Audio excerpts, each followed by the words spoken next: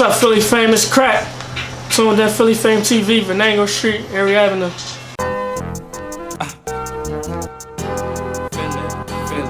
Philly Fame.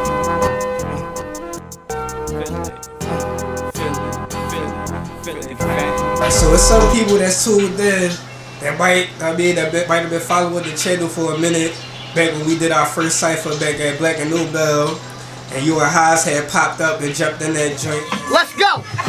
Let's go! EA! Like, I don't know if I got aim, all I know is getting close on them. Pick the casket out and I'ma make it close for them. 10 grand a hit, made the prices low for them. Half now and half later, it'll be a go for them. They don't know how to get booked and not tell. Snitching out of option, I just got booked and pop bell. Heard about a block sell, I'm trying to sell a whole block. Full in the full burners, ride like a stove top. All black everything, black hoodie, black mask, black boots, black jeans, even get the black bag.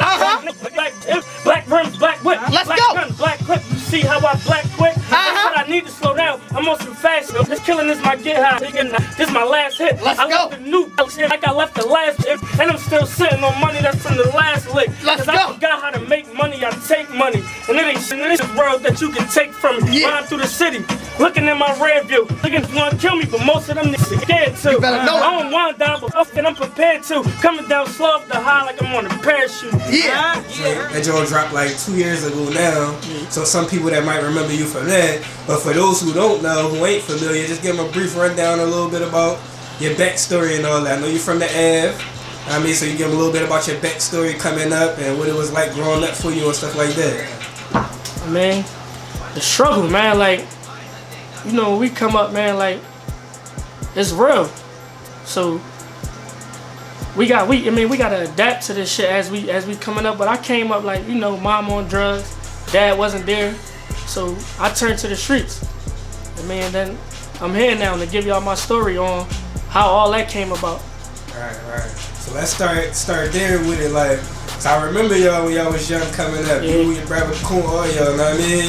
So, and I seen when y'all jumped out there and was getting active and all that. So at what age was you when you really started getting active, and what ultimately made you, like, was it something that happened or you woke up one day, like, how did y'all end up saying, like, yo, this is what we gonna do? I mean, you know, like, coming up, it's regular shit. I was selling a little bit of weed, you know, 13, 14. Then my brother got killed. So that made a whole, like, shift in my life when my brother got killed, because now it's deeper than just selling a little bit of weed when I lose somebody that I love. So that, like, it put me all the way out there. That's when the gunplay and all the other shit came about. Right. Yeah, shout out to Tim, man. R.I.P. Tim, man. So, at what year was that happened? How long was 2008. Alright, so that's about 10 years Yeah. now. So 10 years ago, that really turned you up once that happened. Yeah. So at what point did the rapping come in between? Because I know y'all always was playing around with it, but at what point did y'all really start playing around with it? Like, the rapping, yo, man, no bullshit. Me and my brother been rapping down there since we was 7, 8 years old. You know what I mean? But it was always like a play thing. We'd record each other, go to the studio, drop a little bullshit song, and then as we got older, it became something that we really wanted to do. But it was kind of hard because the street shit and the rapping shit, you can't really do both. It's either you in the streets or you a rapper. We ain't got time to do both. So we really wasn't rappers. We was running around for real. Alright. And y'all was fairly young at this time too. Yeah. When y'all really started getting active out there running around. So then at some point in time, you know, Coon got locked up. I mean, and Billy had passed. Yeah. I mean, so speak on how that situation, cause you and Coon, y'all brothers, so he get booked, Billy go down. So what's the story for you from there? I mean, you know, all that came about because I was booked. I was locked up for 3 attempted murder. So they hit one of my witnesses, and so happening, the cops was right there, killed my man. My brother got booked. So like, that was like crazy as shit, man. Like, that probably was like the craziest shit I've been through right there. Like, because it wasn't like I sent it, you feel me? So now it'd be like, sometimes I'd be feeling like the shit just fall back on me, or like it's my fault because they were so loyal to me. You get what I'm saying? Right. So then some time passed. You got back active in the rap and stuff. Yeah. You know what I mean? You still doing your thing in the streets too. and then at some point in time you end up getting locked up again. So you come home from that situation, and then you end up getting. Would you get locked up first or did you get shot first? I did remember you getting shot too. So was that before you? Was that after you came home or was that before you went to jail? I've been getting locked up back and forth so many times. Like, but I had went to jail for attempted home invasion over Jersey, and then I come home from that. That's when I got shot. I got shot on 3 different occasions.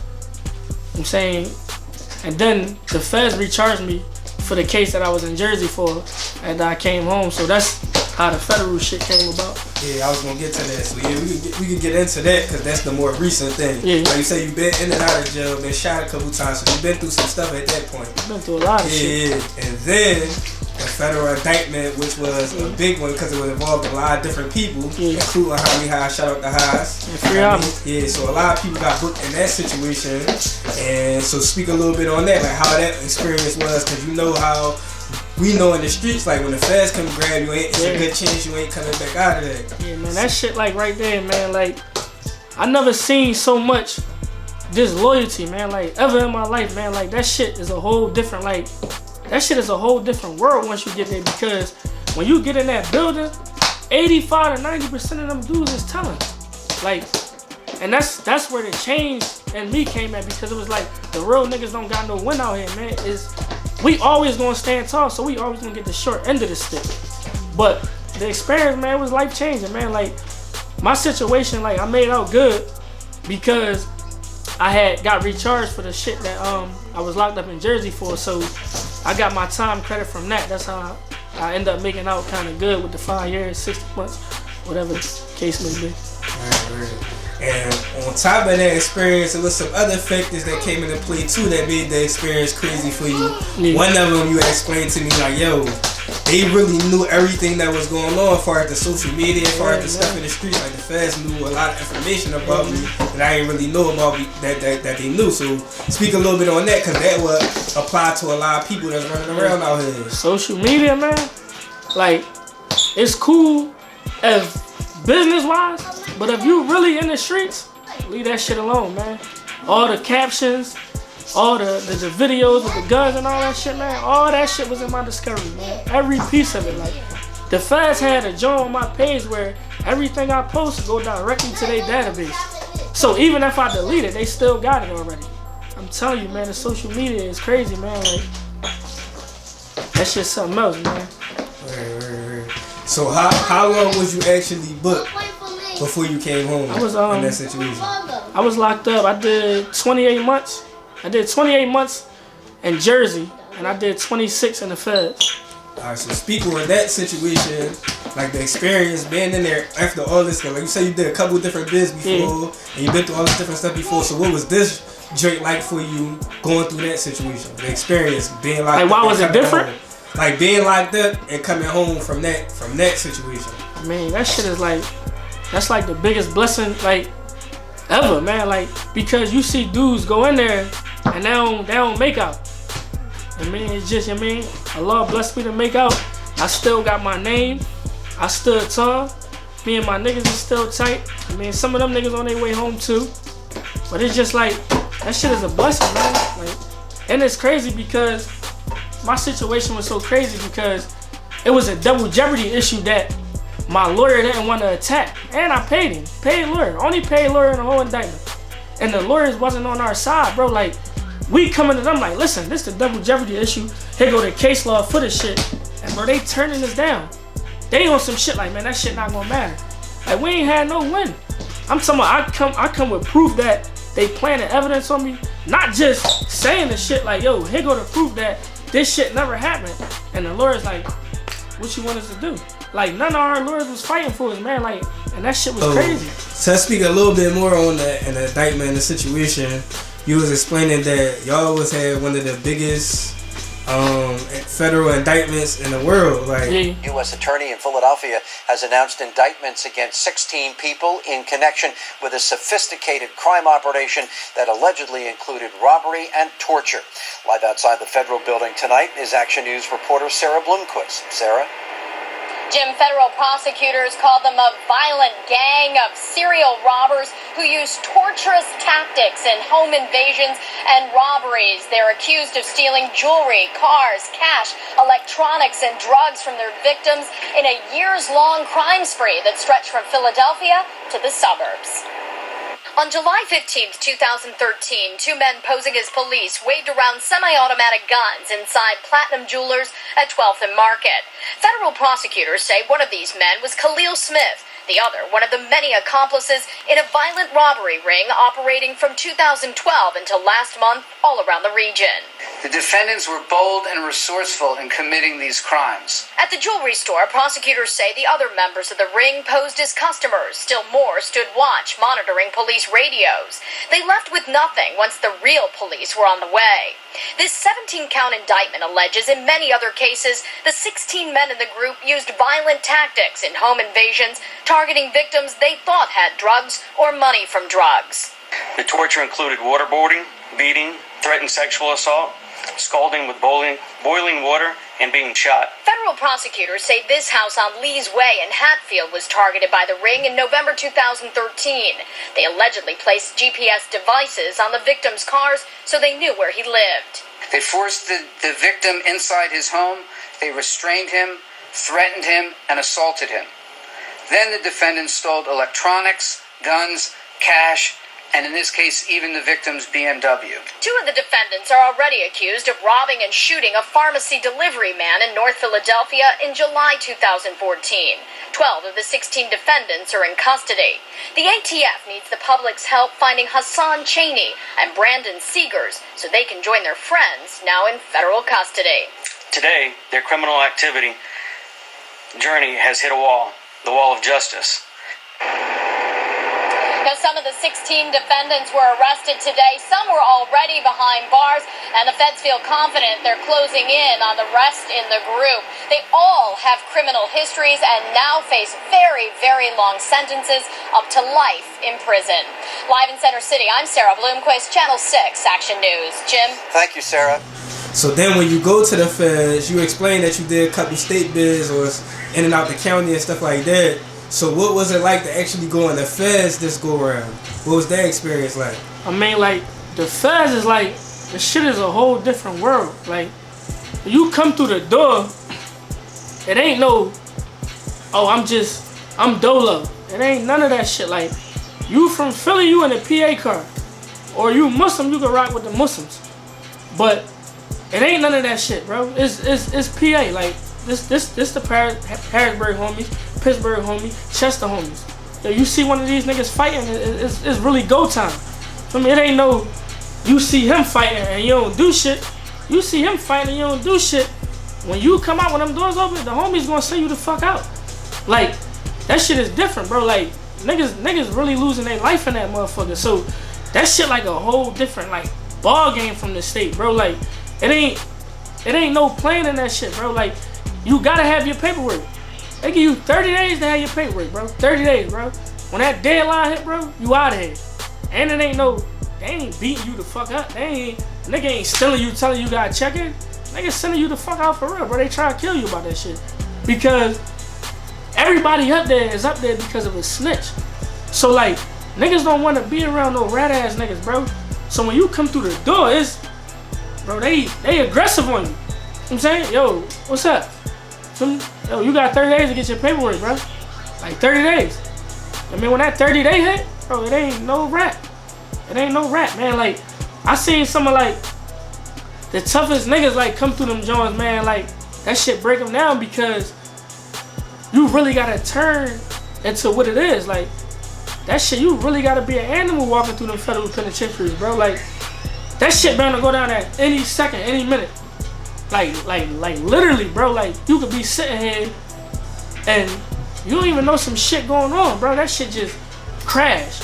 And, like, if it crashed at the pen, and one of the Philly homies and the DC niggas get into it at the pen, it's gonna go down at the medium. That shit trickle down, bro. Like, that shit crazy, bro. Like, you gotta always be on top of what's going on in that motherfucking, man. Or, like, you will get caught out there because one of my homies are getting some shit. I'm in the yard. One of my homies rumble a motherfucker inside. I'm in the yard working out. I come in. Them niggas just, they ain't gonna see nothing, but you got 066 on your motherfucking shit. Yo, that's a Philly nigga. And they air you. So it's like, that shit is a whole different experience from like anything that I went through. Like, it's just like, damn, like, this shit really real. Like, you really gotta turn into an animal in them motherfuckers. Like, and it's like, everybody up that motherfucker miserable, bro. Niggas up there with 20s, 30s, 40s, life. So, you know, a nigga like me, like, they respect me, but niggas don't even want to be around a nigga that's short, bro. Like, they don't even want to be around you. Like, nigga, you ain't even tell niggas how much time you got. You tell, I went up there to a nigga, yeah, I got 60 months with 2 years. And nigga be like, man, I ain't want to be around that nigga. You know what I'm saying? Like, that shit different, man. Like, it's a different world, man. But, like, I just wish that, you mean, shit was a little different for me so I could help niggas, because there's a lot of good dudes in there, man. Like, they stuck, you feel me? Like, they got appeal issues, but the way the feds work, man, like, they don't really got no help on the outside. You get what I'm saying? Like, some of them dudes really got caught up in some fucked up situations where all they did was make one phone call. And that phone call fucked their entire life up because they record fucked up. So, I seen dudes who literally, a nigga call him like, this nigga not even in the streets no more. A nigga call him and ask him, do he know who got some work? Oh yeah, you know my man got some work. Hey, call your man for me. He called his man for a 9. The feds on his man. They on the nigga who called him. So when he called him, they automatically on him now. He go get the work from his man, give it to him. Feds bliss, so now he caught up in the conspiracy. You know what I'm saying? And his record, he a career offender. Career offender, 15 years. You know what I'm saying? 280 or more crack. That's another dime. 10-year minimum. Now he's stuck, bro. You know what I'm saying? With all this fucking time for just making one phone call, bro. And the nigga just like, nigga needs some help, bro. And like, that's the shit that motivate me out here to like, to really go hard and really get some money to really help motherfuckers who really stuck behind them walls, man. Like, it's some good dudes in there, man. Like, and that's what I'm here for, man. Like, to help a lot of them dudes get back. Give them a little story or something that you experienced. It ain't gotta be nothing specific. Something that you experienced to show them, I mean, like something they could encounter while they out there in the field. Like people that want to jump out there for real. Like, oh man, I could go on and on about that shit. Like, murders, man. Murders. Seeing murders. Like, a whole bunch of shit. Like, that shit goes like, man, that shit go deep. Like, you gonna see some shit you jump out there. You gonna definitely see some things, man. Like, with me, I'm gonna let the streets tell my story. Because I don't, like, I just seen F.A.M.E them get indicted for talking too motherfucking much. I mean, and that's another thing we could touch up on to clear that shit up too, with motherfuckers saying, like, soon as I got to the feds, you know, niggas know who I am. So when I walk through there, it's, oh, I heard you beefing with F.A.M.E them. I ain't beefing with F.A.M.E them. Like, few little situations happen, but that shit was nothing, man. That shit is not beef, man. That shit just minor altercations that happen. I'm saying that shit not beef, man. Because if it was beef, it wouldn't be no shows. Niggas wouldn't be doing shows, man. I can promise you that. Niggas wouldn't be chilling on their block 30 deep. You know what I'm saying? If it was really beef, and niggas' moms and all that shit wouldn't still be living in the hood. You know I'm saying? So, and it was never a situation with Ad and the people he run with. It was just a motherfuckers who like be around them. You know what I'm saying? But even that shit was nothing to me, man. Like, I wiped that shit off, man. That shit come with the game, man. Alright, so this happened, this was a long time ago, past sex type stuff. Yeah, but basically to clarify for the people, so it wasn't nothing directly with ARAD per se. No. It was about, you know, because he do got a lot of people that around him that affiliate with him, so just like y'all do. So some people that was around him that supposedly was something, so it ain't really nothing. Little minor shit, man. Like, I mean, shout out to Ad too, free Ad. Yeah, he recently got indicted. That was a crazy situation. And you recently coming home from an indictment, which is ironic. So yeah, how many people was on that indictment? Just for the people that don't know, just give them a brief rundown about what it was about, a little backstory on it, and what the experience was when they actually came and grabbed you. Like, what was you doing? Where was you at? Well, it was 21 of us. It was a robbery indictment. Like it started from a nigga, a rat ass nigga, Hodge, Michael McQueen. He gets locked up on his own. He get locked up on his own for a gun and some drugs, and he can't handle what come with this shit. He start going there. So now he telling another motherfucker, they start going there. And then that's how the indictment came about. I got superseded on the indictment. Like, them dudes was in jail for 2 years before they came and got me. And then they recharged me for another case. That's why my situation was, like, the indictment was so fucking dumb, bro. Like, alright, you got 21 niggas locked up on a robbery indictment, right? But everybody's not on every robbery. Like myself, I was on 1 robbery out of 12.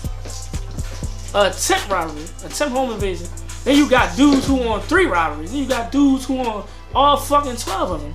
So my thing is, how the fuck was this a conspiracy as us all robbing each other when I don't even know, out of the 21 niggas, I knew 3 niggas off the whole fucking I was gonna get to that, like, yo, y'all all ain't even know each other. They just made it like y'all was all conspiring together. Yeah, cause I was in a holding tank with 3 niggas, and I didn't know who the fuck they was. And they was saying that all of y'all was together.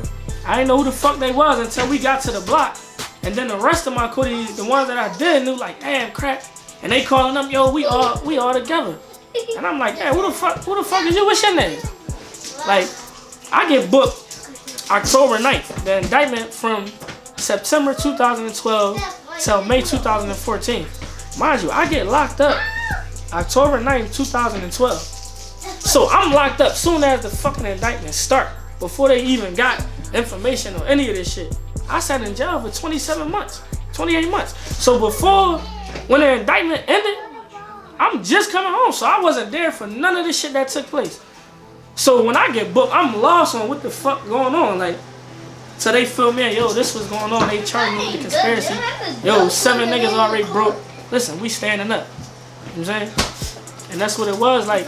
And we went to trial. 7 out of the 21 people too. Yeah, 7 of them too, man. Like, and that shit was even crazy because, like, the nigga that brought me in, that shit was all a lie, man. I never was with the nigga, like mind you, I come home, I pled guilty in Jersey.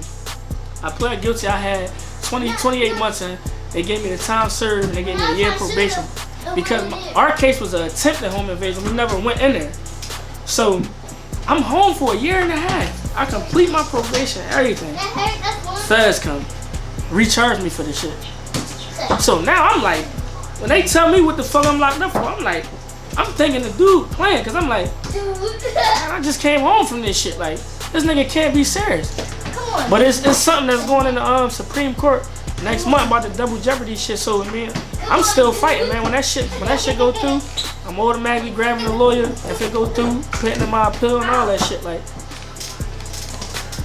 but like, trial was crazy, man. That shit was like some shit that, like, you will only see in movies, bro. Like 3-month trial. I pled guilty in the middle of trial.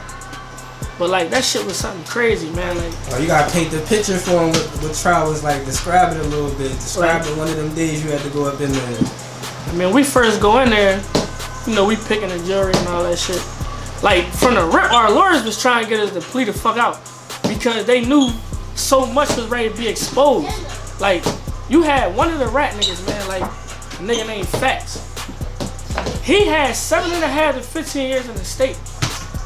The prosecutors from the FEDS went and got this nigga from the state. After he got sentenced to 7.5 to 15, brought him to the FEDS and wiped his whole record out of the state out.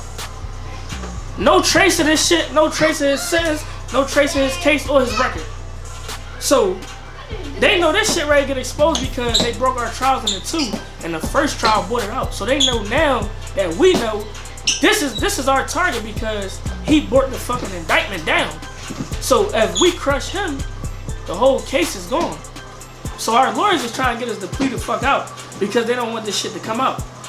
So when we first go in, the day before we start, his lawyer send a motion to all our, not a motion, an email to all our lawyers say, oh, he made a mistake.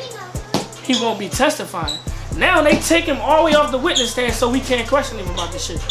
They take him off the witness list, bro. He gone. And we can't call him as a witness.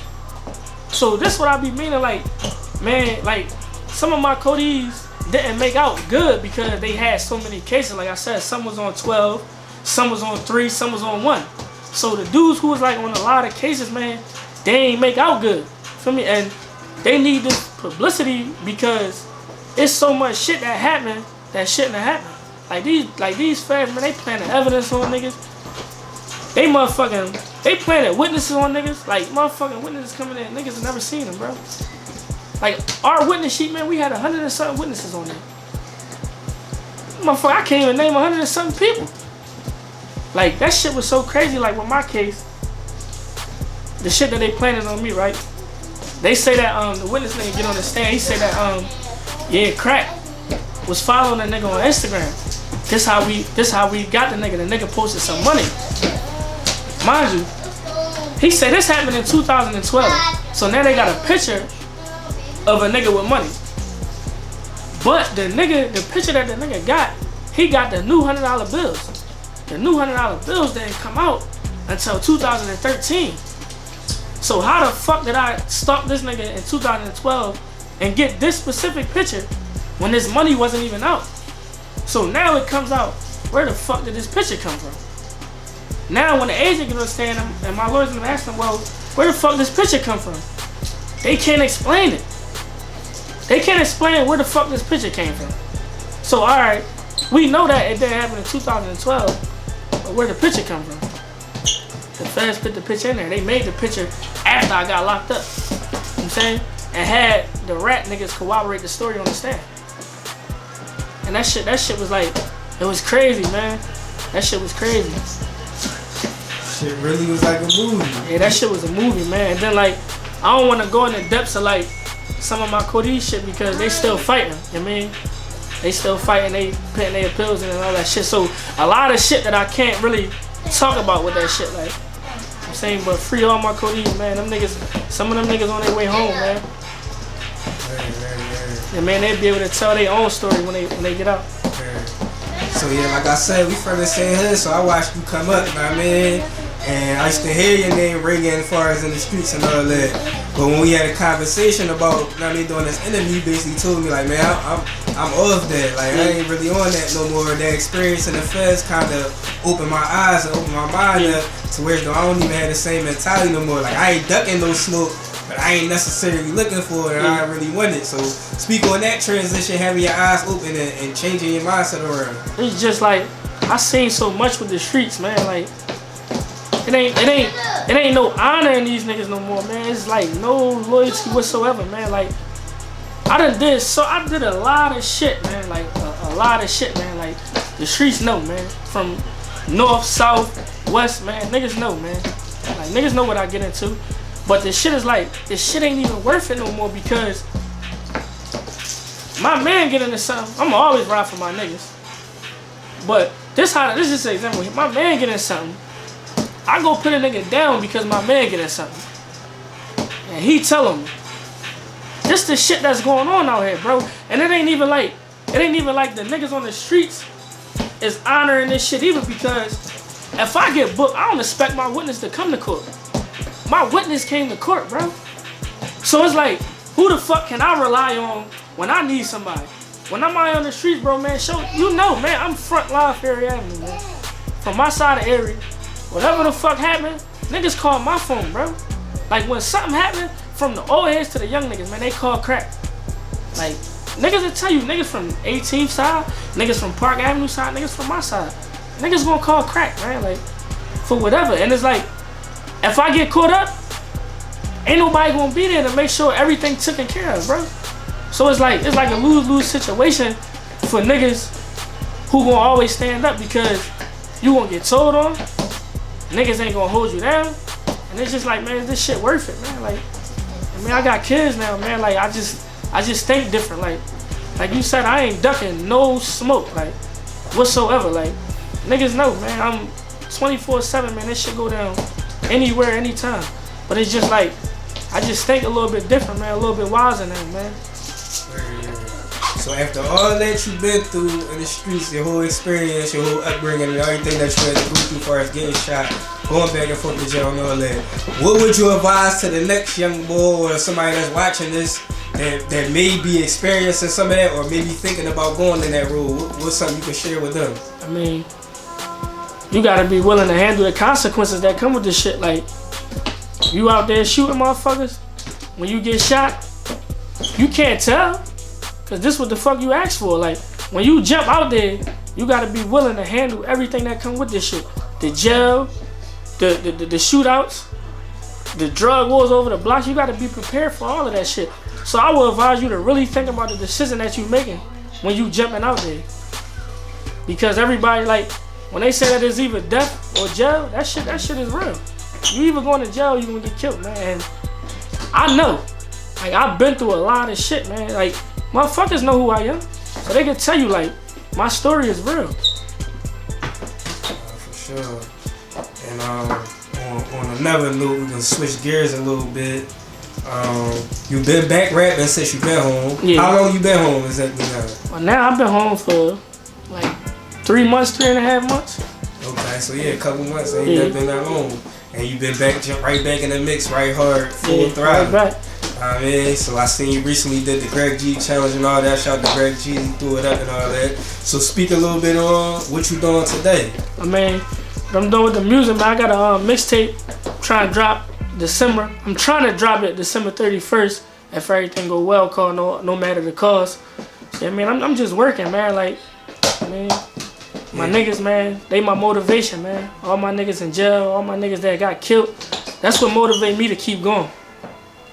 No, for sure, for sure. We in the studio right now. Yeah, working. I mean, just was listening to some beats, said you about to put something together. Yeah. So plug your info, like your Instagram and all that, so people can follow you, stay updated, stay in tune with what you got going on. My Instagram, _Crakk, CRAKK __. I mean, Facebook is VSF Crakk.